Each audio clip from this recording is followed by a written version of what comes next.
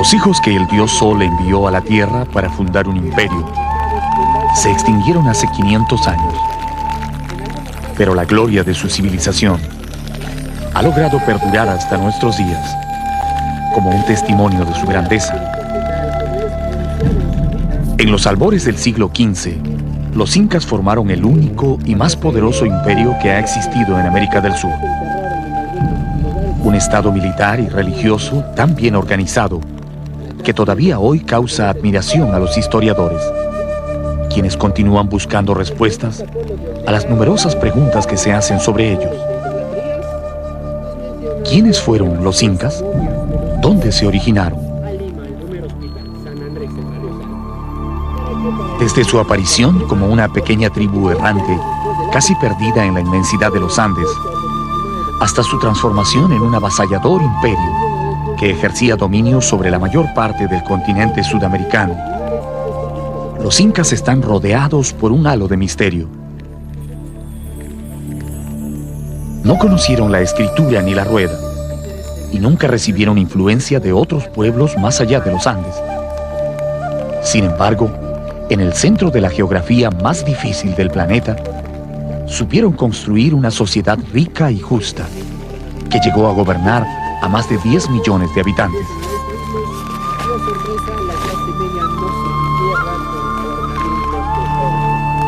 Las tradiciones más antiguas hablan de 14 grandes gobernantes que fueron sucediéndose uno tras otro en la compleja tarea de forjar el estado que llamaron Tahuantinsuyo.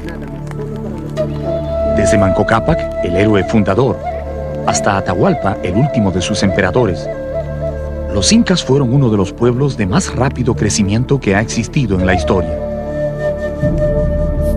Pero así como su desarrollo fue fulgurante, también lo fue su caída. Su apogeo duró menos de 100 años. El invencible Tahuantinsuyo, que había derrotado a todos los ejércitos que osaron enfrentarlo, se derrumbó repentinamente a manos de un pequeño grupo de conquistadores llegados desde el otro lado del mundo.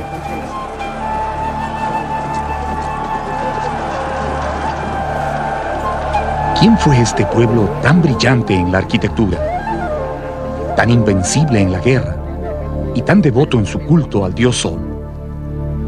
Descubra la magia y los misterios de los incas mientras exploramos su historia, recorriendo la grandiosa ciudad capital, a la que ellos llamaban el centro de la tierra.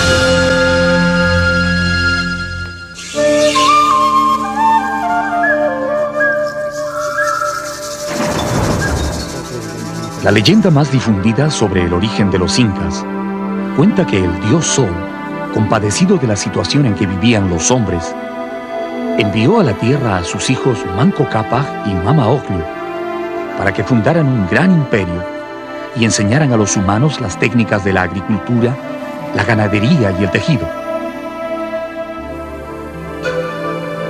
La pareja divina, que eran esposos y hermanos a la vez, recibió un cetro de oro con el mandato de fundar su reino allí donde la vara se hundiera en el suelo. Partiendo de las orillas del lago Titicaca, caminaron durante muchos años buscando esa tierra prometida, hasta que un día la vara se hundió en la cumbre del cerro Guanacaure, a poca distancia del Valle del Cusco. Allí se detuvieron, y en esa región Manco Cápac dio inicio a un fabuloso reino que lograría dominar todo el mundo andino. Fue el escritor mestizo Inca Garcilaso de la Vega el primero que dio a conocer esta leyenda a comienzos del año 1615, como parte de un libro titulado Los comentarios reales de los incas. Es un hermoso relato, pero algunos historiadores creen que no es una verdadera tradición andina, sino una creación literaria de Garcilaso, que intentaba darle al origen de sus antepasados incas un aura de gloria y misterio que fuera atractivo para los lectores europeos. Yo creo que el Manco Cápac y Mama Ocllo fue, me temo, un invento de Garcilaso, porque le parecía muy bonito que una pareja fundante, y para Garcilaso todo, no hubo cultura antes. Entonces, eso sabemos que no es así. Para mí el que me da más parece realmente andino es el de los hermanos Ayar. A 65 kilómetros al sur del Valle del Cusco, en el centro de un frío paisaje andino, hay un cerro que tiene 4 extrañas grutas excavadas en la roca. Se llama Tamputó. En su base descansa una enorme piedra finamente labrada con asientos y plataformas, típicas de la época incaica. Este es el escenario de una leyenda que no tiene autor, pero que se fue transmitiendo de generación en generación entre los descendientes de los incas. El mito de los hermanos Ayar. El mito dice que de estas misteriosas grutas nacieron un día 4 poderosos hermanos, acompañados de sus respectivas mujeres.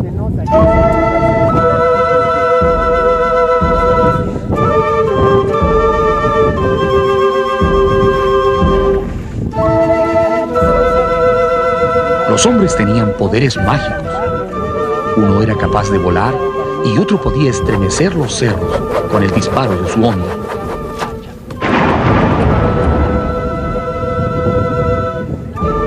Tan pronto emergieron de las cuevas, Ayarmanco, Ayaruchu, Ayarcachi y Ayarauca, que así eran sus nombres, iniciaron un épico viaje hacia el Valle del Cusco. Probando su valor, sus destrezas, 3 de los héroes se quedaron en el camino, y solo Ayarmanco logró llegar al Cusco y tomar posesión de las tierras donde fundó la majestuosa civilización de los incas.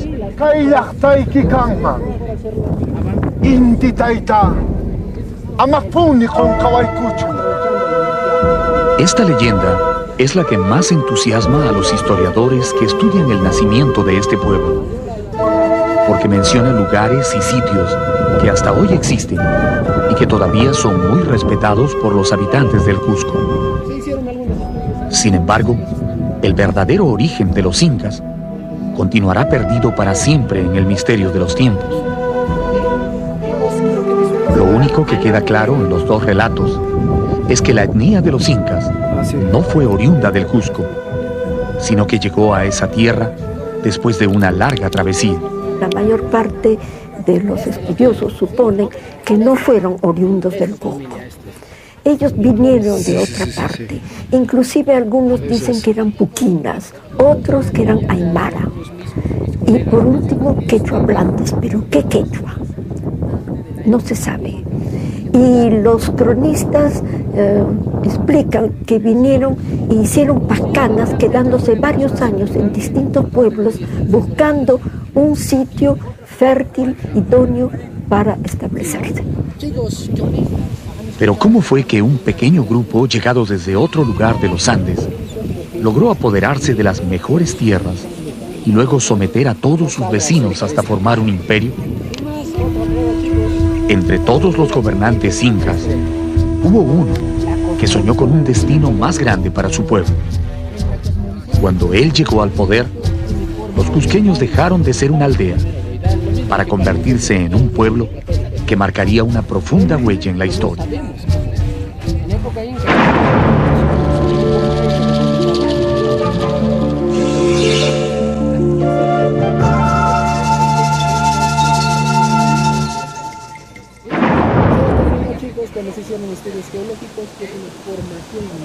El Cusco fue la capital espiritual, política, económica y religiosa del Tahuantinsuyo.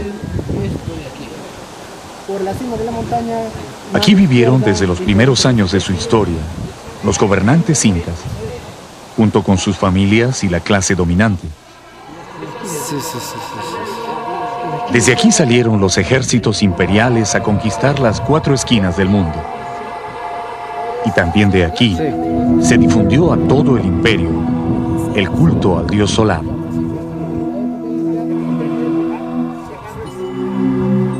Dicen que una de las primeras preocupaciones del Inca Pachacútec, después de vencer a los chancas, fue remodelar totalmente el Cusco, que en ese momento no era más que un rústico pueblito de casas muy sencillas, agrupadas en las laderas de los cerros.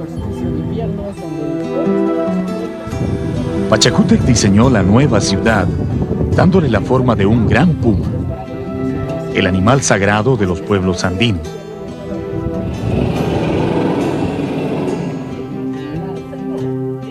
Desde su nacimiento, la capital se dividió en 2 sectores claramente marcados. La parte baja fue llamada el Urin Cusco y la parte alta el Hanan Cusco. La fortaleza de Sacsayhuaman, que construyeron años después, completaría la silueta definitiva de esa extraña ciudad, con forma de felino.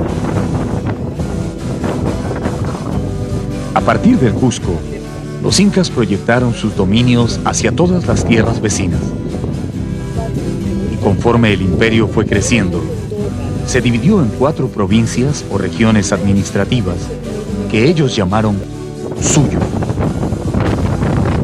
El Chinchaysuyo en dirección noroeste, el Collasuyo hacia el sureste, a la zona del lago Titicaca, el Contisuyo al oeste, hacia la costa, y finalmente el Antisuyo, a la región de los misteriosos Antis o Chunchos, que viven en la selva.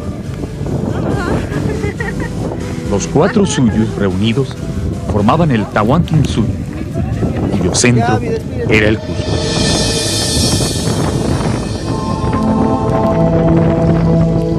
Durante el gobierno de Pachacútec, el Cusco se convirtió en una hermosa metrópoli que albergaba a más de 100.000 habitantes.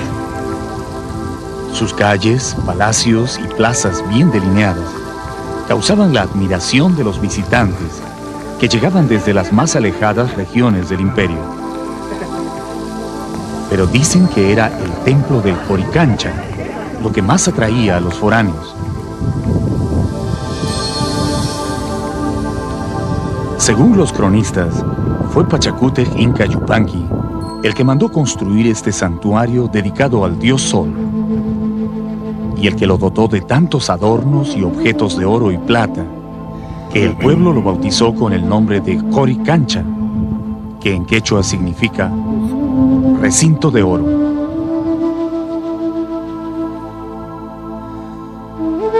El templo estaba situado en el Urin Cusco, en donde hoy se levanta la iglesia de Santo Domingo. Sus muros eran de piedra finamente labrada, hasta cierta altura, y luego continuaban con adobe, rematando en un artesanal techo de paja.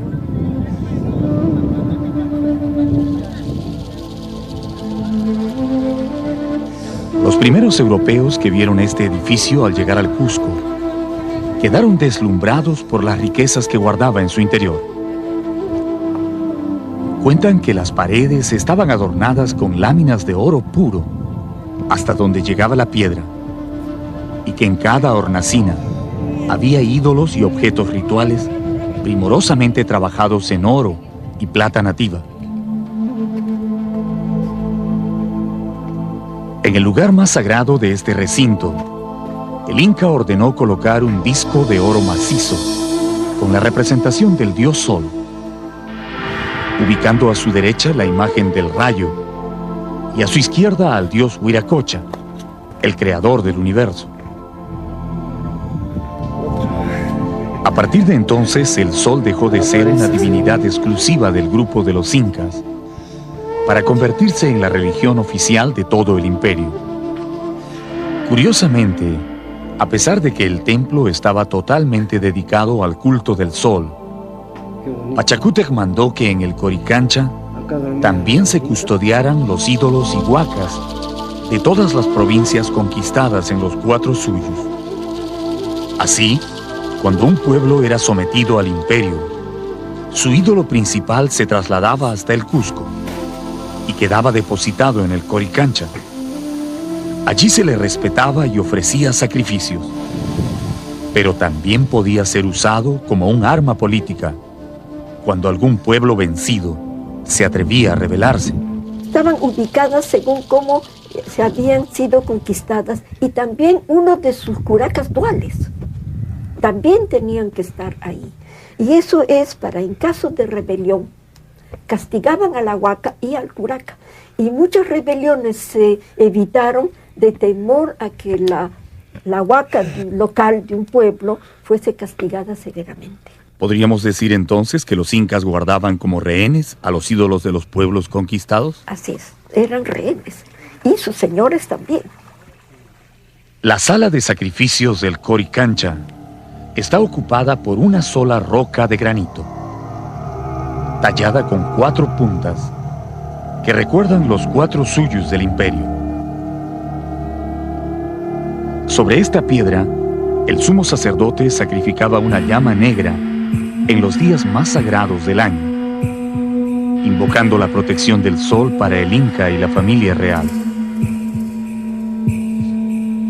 Este cuarto también servía para que el gran sacerdote pudiera comunicarse con las divinidades del cielo. Aquí se apartaba del mundo para beber extraños alucinógenos, hasta caer en un trance durante el cual el sol hablaba por su boca, anunciando los acontecimientos del futuro. Durante esos momentos, cuando el sacerdote estaba poseído por el espíritu del sol, se convertía en el Huillag Uma, la cabeza que habla, y sus palabras eran un mandato sagrado para los gobernantes del Tahuantinsuyo. Otro de los recintos interiores del templo estaba dedicado a la veneración de las estrellas, que eran vistas como hijas del sol y de la luna. Sus paredes también estaban decoradas con objetos de oro fino, pero además, en el centro de este cuarto, construyeron una estrecha ventana orientada hacia el planeta Venus, al que ellos llamaban Chasca, o centinela del sol. Por aquí podían observar los movimientos de las estrellas en el firmamento. Así descubrieron algunas de las constelaciones más importantes y lograron establecer la diferencia entre planetas y estrellas. Los cronistas cuentan que el marco de esta ventana estuvo ricamente ornamentado con oro y piedras preciosas de distintos tamaños, tan bien engarzadas en la pared que fue necesario romper la roca con martillos de hierro para arrancarle sus tesoros.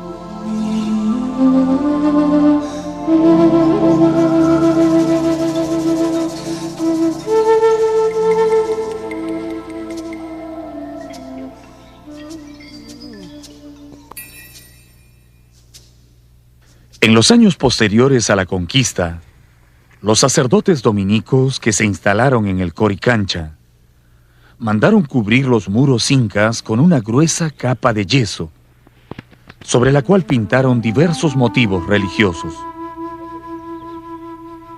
Su intención era hacer olvidar a los indios el antiguo significado del santuario. El yeso ocultó temporalmente al gran templo del sol, pero no logró vencer al tiempo.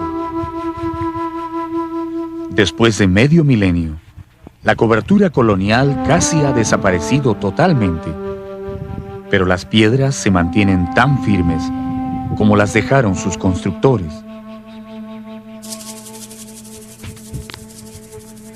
Bajo las hermosas torres y claustros del convento de Santo Domingo, El Coricancha duerme para siempre.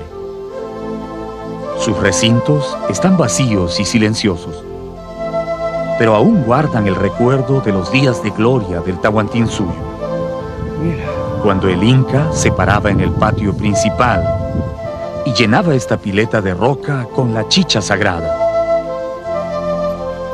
para que su padre, el sol, al pasar a mediodía sobre el Cusco, pudiera detenerse un instante a calmar su sed, antes de continuar su recorrido por el cielo.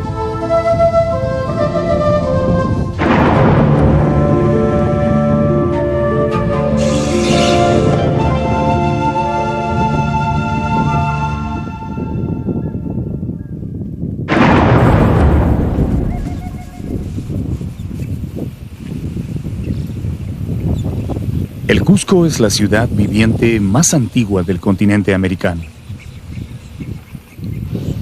Nació en la noche de los tiempos, en una época que no es posible precisar, y ha existido sin interrupción durante siglos, manteniendo inconmovible su presencia en el mundo andino.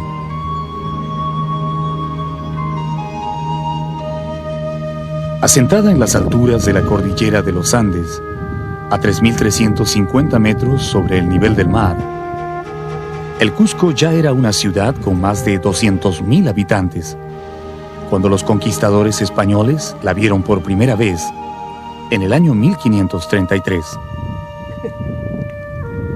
Dicen que su nombre antiguo era Acamama, pero se cambió a Cusco en la época en que los incas comenzaron a expandirse